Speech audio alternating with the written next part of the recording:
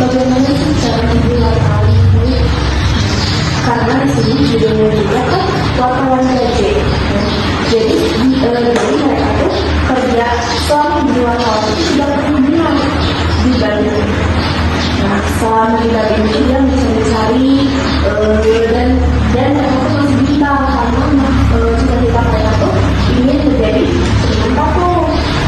Nah, di bab selanjutnya mereka, nah ini di sini ada klimaks, jadi mereka tuh ada penawaran lagi dari pekerjaan lain bahwa ada pekerjaan yang mereka sukai.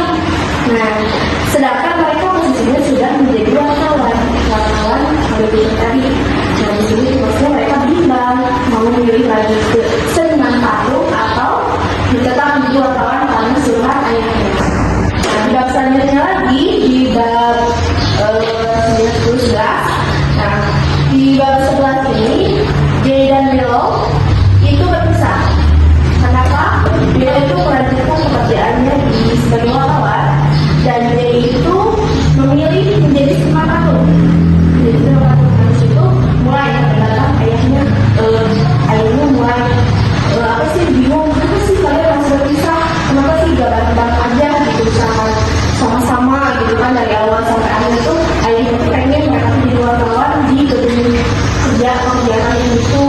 Nah, di dalam itu juga menjelaskan misalkan Jay dan Milo itu mereka masih tetap bersama mendiskusikan bagaimana sih ya ayahnya itu menyetujui bahwa yang satu bisa seniman tatung cita-cita mereka dan yang satu sebagai wartawan.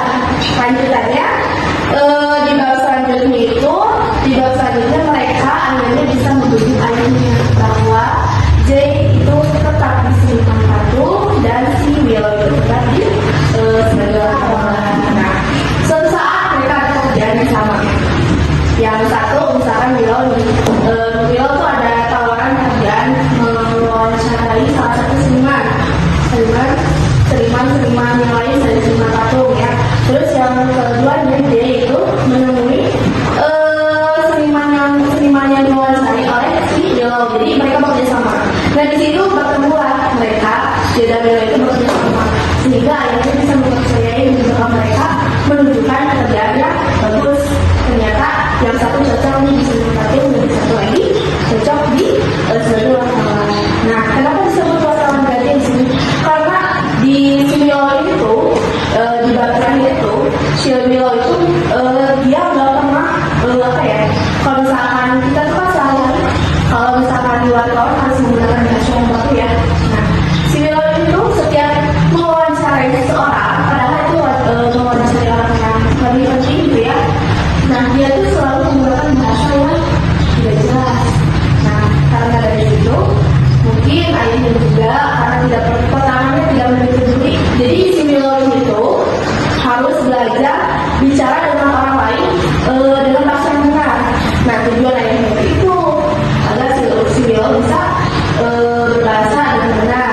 Nah, dan di akhir bab ini menceritakan Milo juga sudah menjadi pewawancara yang baik ya, dan dia juga menjadi seniman yang lumayan kalau disebut terkenal sudah terkenal juga. Nah, jadi ayah juga sudah meyakini di cita-cita mereka yang masing-masing sekarang mereka sudah bisa menghasilkan uang dan memberikan ayahnya kebahagiaan juga ya. Jadi di buku itu happy ending dan mungkin humorisnya tidak ada, cuman hanya saja si Milo di sini bahasanya memang agak seperti bahasa yang seperti itu ya.